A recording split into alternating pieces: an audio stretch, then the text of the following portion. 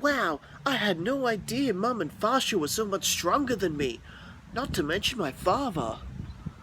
Well, I promise, I will become stronger than all of them. Hey guys, DB right here, and today I am continuing with What if Gine and Fasha survived? And I believed this will be part 4. I am pretty sure it's part 4. Yes, it's part 4. If I'm wrong, oops. I'm sure I'll find out once I go to edit the video. And well, with the whole story developing the way it has, from Gine and Kakarot's escape from Planet Vegeta, and Fasha, who managed to survive the events of Planet Meat, only to return to Planet Vegeta to find that it's not there anymore. She managed to track down Gine and Kakarot. She might have had a really hard time had it just been Kakarot alone, with his power level being weak, but thanks to Gine, whose power level really stands out, being at a power level of 500, definitely the strongest being on the planet, at least until Fasha turned up. She was able to find Kakarot and Gine quickly, and more or less Grandpa Gohan decided to take her in as well, and this would lead to Gine and Fasha raising Kakarot together, and well, the events of Dragon Ball playing out, quite differently, with both of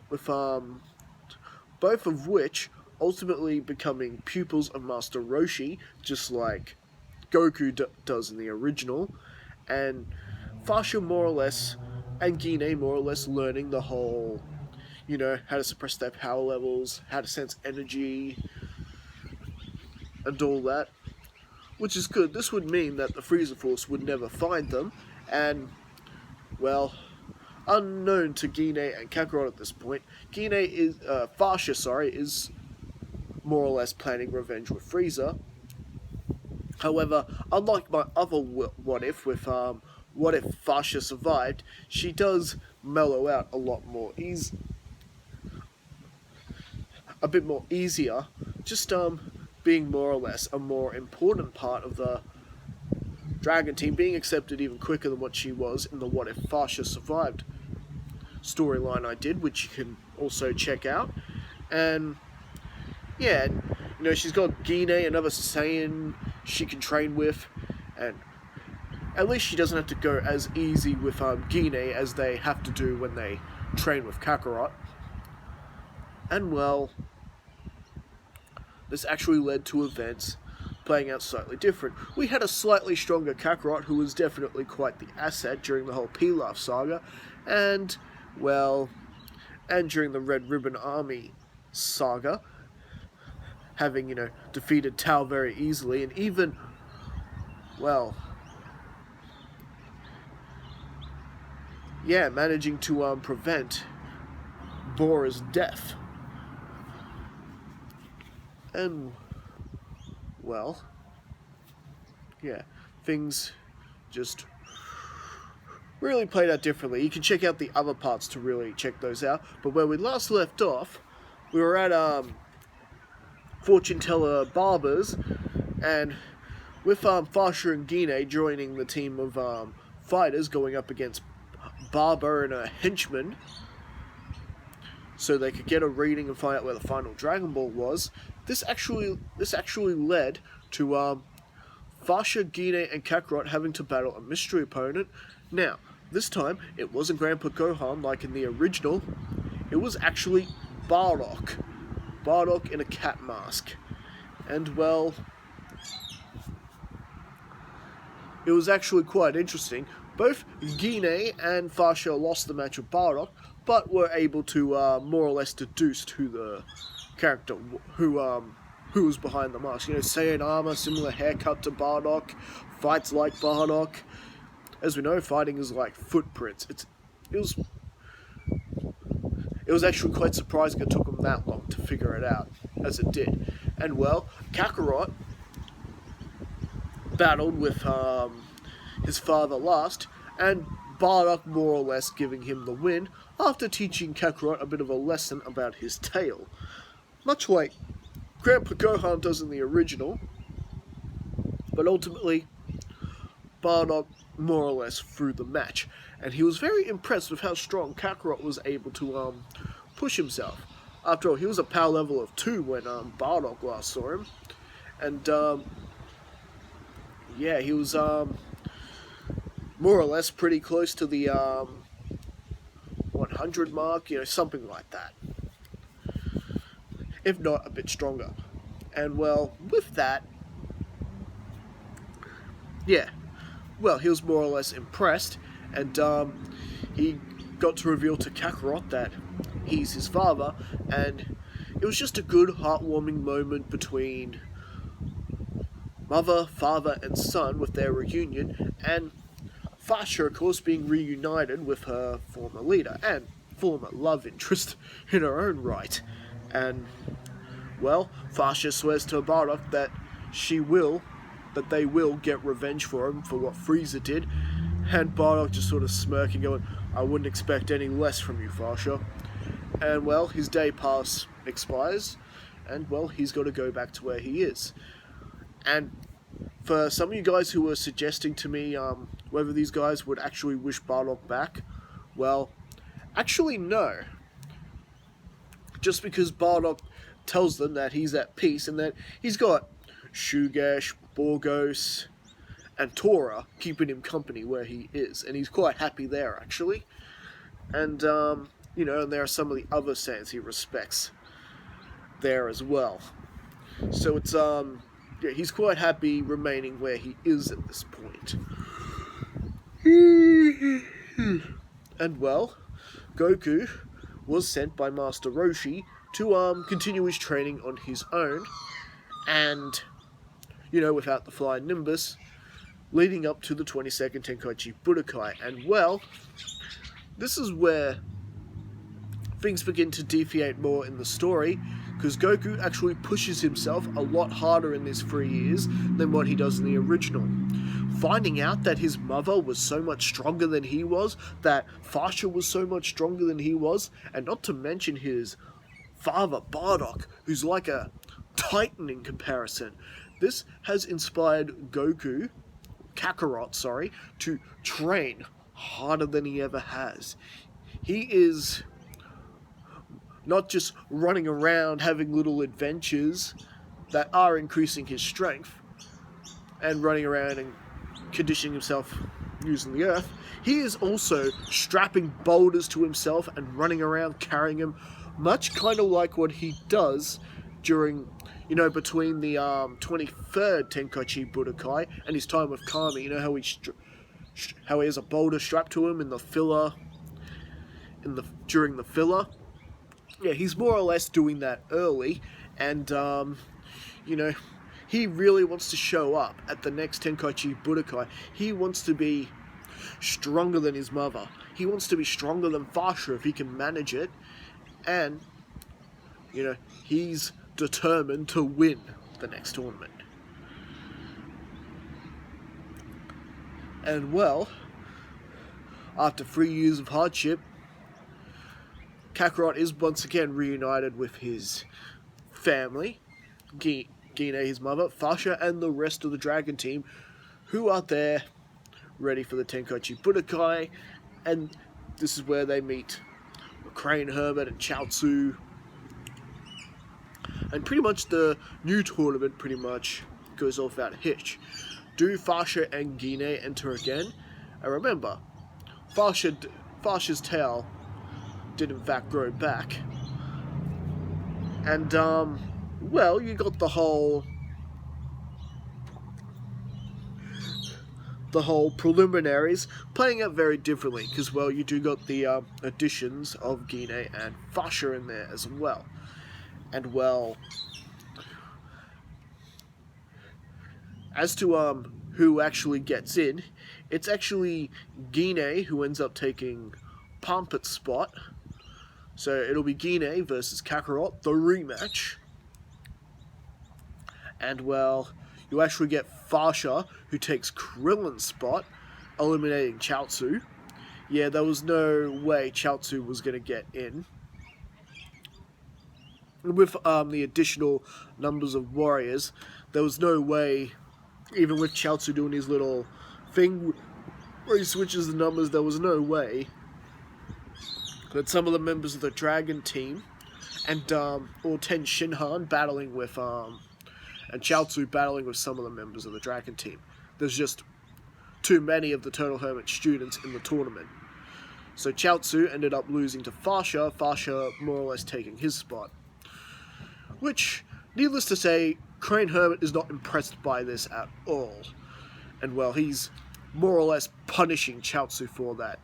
And Ten Shinhan doesn't really like that much. So there's already causing a bit of discord within Crane Hermit and his students. You have failed me, Chaozu. You will be running laps for a month of this. Not to mention, among other things. And well, this actually does anger Ten Shinhan enough that when we get to the tournament where Ten Shinhan does battle Yamcha like he does in the original, and Manwolf battling Jackie Chun, this actually leads to Ten Shinhan punishing Yamcha a little bit more, just taking out his frustration. The Turtle Hermits must pay for being better than Chaozu, and yeah.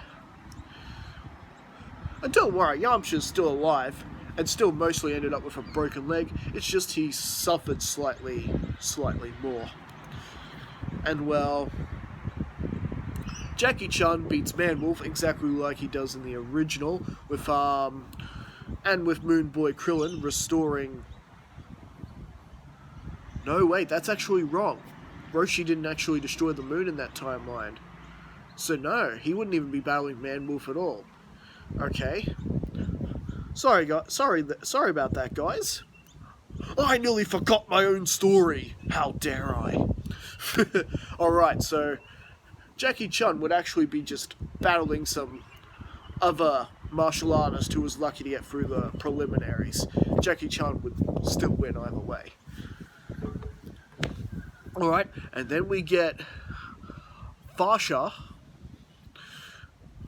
battling with Krillin, and well, Fasha is taking it easy on Krillin, and they do give the crowd a bit of an exciting match, but ultimately, Fasha gets the win, just like you probably would expect.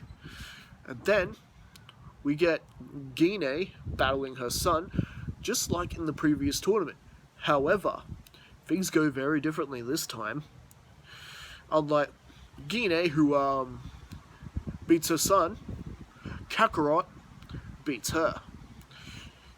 And they do go full on at it. Gine is using all her power in this battle. Kakarot has surpassed her in power. He had done nothing but pushed himself these 3 years. Unbelievably so. It's very possible that his power rivals Fasha with what he put himself through. In fact, if you looked closely at Kakarot, he actually has a couple of scars on him. So what he did to himself had definitely worked. And well, with it still being a good fight and all, Kakarot kicks Gine from the ring, to everyone's surprise. After all, Roshi and the others are very familiar how formidable Gine had become training with Fasha. And for Kakarot to catch up like that? Kakarot, I'm impressed. How did you get so strong? You can thank Father for that encouragement. Gine just smiling at him, embracing her son in a hug. You definitely would have made your father proud. After all, if Kakarot had have grown up on Planet Vegeta, he would have been a true Saiyan prodigy, just like his old man. After all, we've seen Kakarot's potential for getting himself stronger. That much is a given throughout the entire series of Dragon Ball. And well, with that, we now head to the semi-finals with Tien Shinhan battling Jackie Chan like he does in the original, and Roshi actually managing to get to Tien Shinhan like he does in the original, and this does begin to affect Tien Shinhan greatly. And well,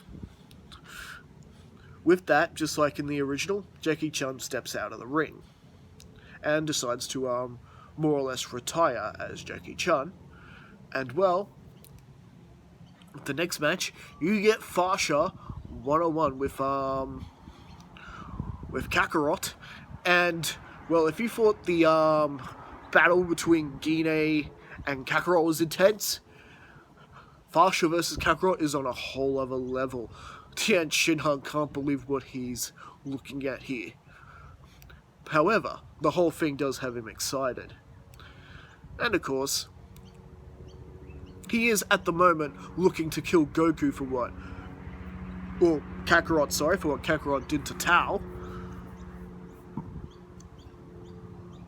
But he cannot deny that he's looking forward to battling one of these two. And well, this battle is really intense. It's nothing at all like Krillin versus Goku in the original story. This is two Saiyans who are pretty much on par with each other, going at it at full power. They're not restraining each other. Both their Saiyan instincts are kicking in. They're really enjoying this battle. Either way, no matter who loses, they can go away.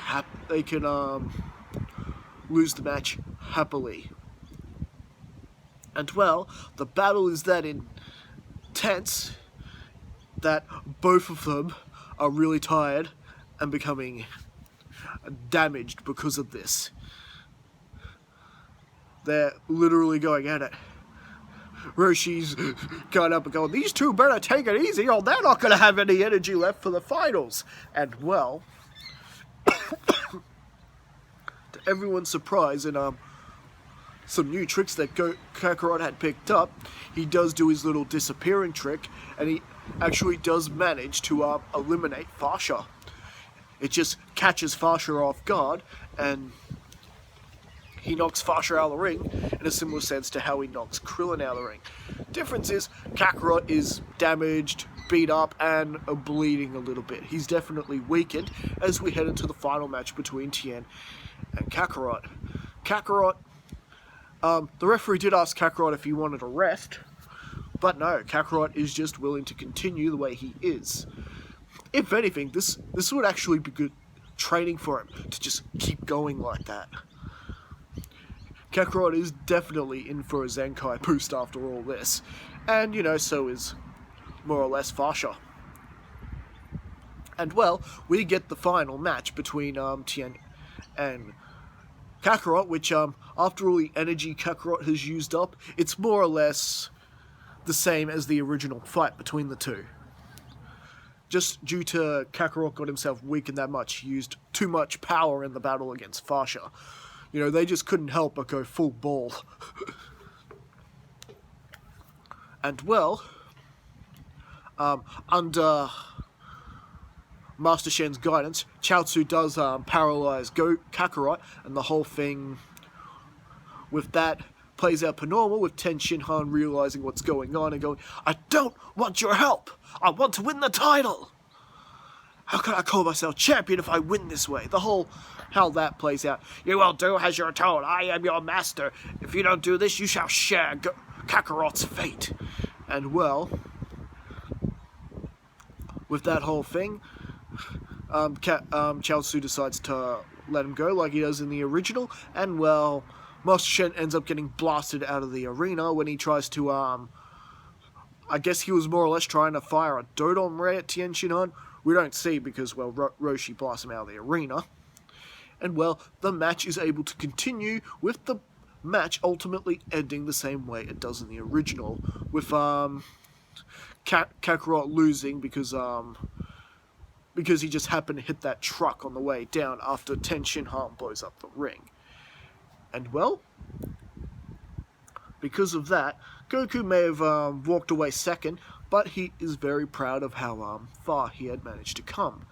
And well, Ten Shin Han promised they'll battle each other again in the next tournament. We both know that if that car hadn't hit you, you would have won. It's at least fair that I at least give you half. And well, Kakarot wouldn't accept it, but Ten Shin Han did at least treat them all to dinner like he does in the original. And Kakarot, realizing he left his Dragon Ball behind, Krillin does offer to go back and get it for him. And well, Krillin, just like in the original, Goku is feeling this sudden sense of dread. Krillin has been gone way too long. And well, everyone is digging in. You got Gine and Fasha wolfing down plates and everything, just like he does, but they're wondering why Goku's not picking up anything. He's not picking up any of the drumsticks or anything. He's just standing there worried about his friend. And then suddenly they hear what is can only be described as one thing: the sound of Krillin dying. Goku! And this has everyone running and storming in back to the arena. And well, to their surprise, Krillin is lying there dead. Goku is just completely speechless to what he's seeing here.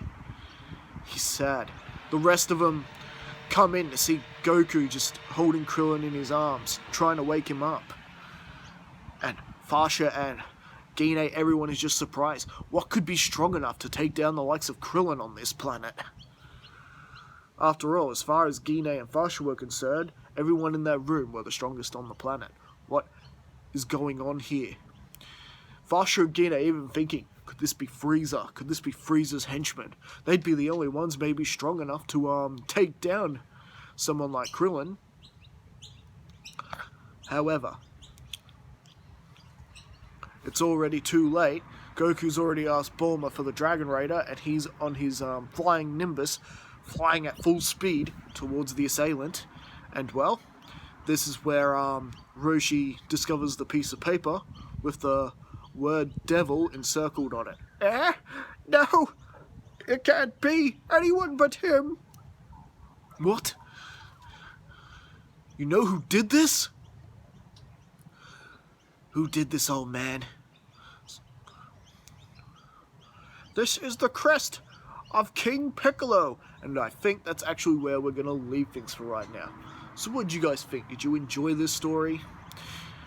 How do you think things are going to go with the King Piccolo saga in this reality?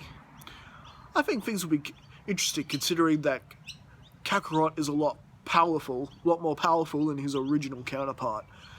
And well, with Fasha and Gine there, I don't know, I think things will become quite different. As always, don't forget to leave your thoughts in the comments, don't forget to like and subscribe, and yeah, to Jimmy Stetton and RM Comics fan number 1, this is the second time I've had to warn you guys. Yeah, don't worry about nitpickers, and you know, everyone's welcome to comment on my channel. You know, it doesn't matter if they nitpick, you know. I do say in these videos, do leave your thoughts in the comments, especially things that I may have missed out or forget. You know, it doesn't matter, you know. There's nothing to get upset about if someone comes on the channel and nitpicks, you know.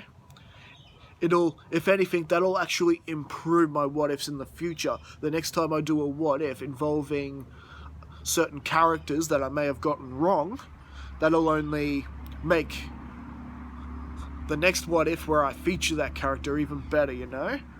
So yeah, don't go around alienating people. That's only going to be hurting my channel. This is actually the second time I've had to warn you guys about that.